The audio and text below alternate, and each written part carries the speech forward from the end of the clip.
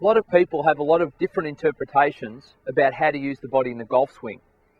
Many people say we want to minimise and have as little and fewer moving parts as possible. Others say move as much as you want. Look like more of a traditional golfer like Harry Vardon with your left heels lifted off the ground. A lot of people fail to understand actually why they would do one and why they would do another. In fact, a lot of people fail to actually understand which part of your body improves your golf shots. I'm going to talk about that right now with you and get you to understand how you can effectively use both the upper sector of the body and the lower sector of the body individually or combining them for maximum result. So let's start with talking about the two different perceptions of how the body works in the golf swing.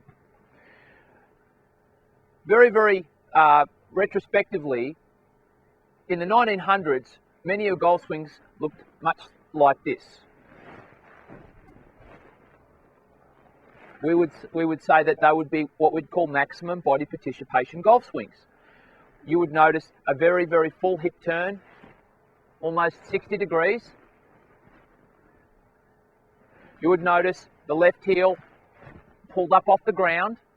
You would notice the golf club swung well past parallel, and you'd notice the shoulders turned in excess of 100 degrees. Those golf swings were suited to very much different equipment. Hickory shafted, very flexible clubs that had a lot of whip in them, and we needed to actually time where that release occurred to get maximum result for our golf shot. They were very good because they freed the body up and allowed a free, easy movement. Come the 1980s and 1990s, a whole new wave of ideas came along. Where the concept was we want to minimise the amount of moving parts possible to restrict those things to be more consistent in our golf swing. So suddenly terms like right ankle leg came in, where we actually kept the right knee completely bent and pretty much allowed a 30 or 25 degree hip turn nearly, which locked our swing up. A very minimal shoulder turn of even well under 90 degrees, somewhat 70 degrees around came in. Also the concept of keeping that left heel on the ground and not letting it lift up at all was there. Now, some of those terms were fine for certain golfers that had great flexibility and weren't hypermobile like a lot of tour pros are, because they've trained those muscles to work really well from a very young age. But when I see a lot of more senior or average golfers using these sorts of techniques, I see them get into a lot of trouble. I mean, let's face it, the average golfer's stiff enough as it is, they don't need to restrict their turn. So what I recommend for people is this. The lower body movement, as you swing back, should freely allow the hips to turn 40 degrees plus. If that means your left heel needs to be pulled up off the ground, so be it. If that means you can turn your hips that way without your left heel coming up, great. Without hip turn, you can't get behind the ball, you can't use your lower body correctly and fire through the ball. Your upper body should try and turn back as well. And without your hips doing that, that's going to be a tough ask. So don't restrict that lower hip turn, and it's okay to straighten that right leg naturally through momentum.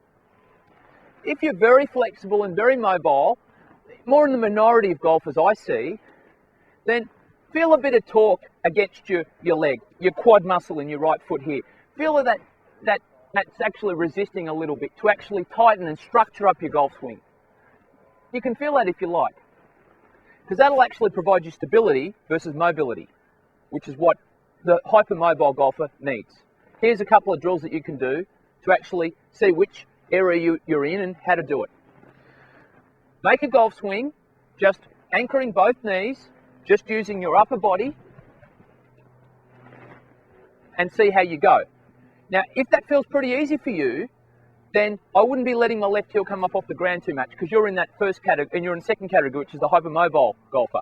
If you're in the first category and you make that golf swing with your feet anchored, and you can't get it very far or a very strong shot, allow that left heel to come off the ground, allow that right leg to straighten a little bit, allow that golf club to get up a little bit up near parallel here. Don't stop yourself moving, and then make a free, easy golf swing, much like our golfers from the 1900s. So, freeing up your movement. Motion is a key. We must learn to harness it. We must learn to generate it correctly and get out there, use your body freely as an asset to swing that golf club and create effective long shots. Golf Zone TV is proudly brought to you by the Golf Zone online golf shop.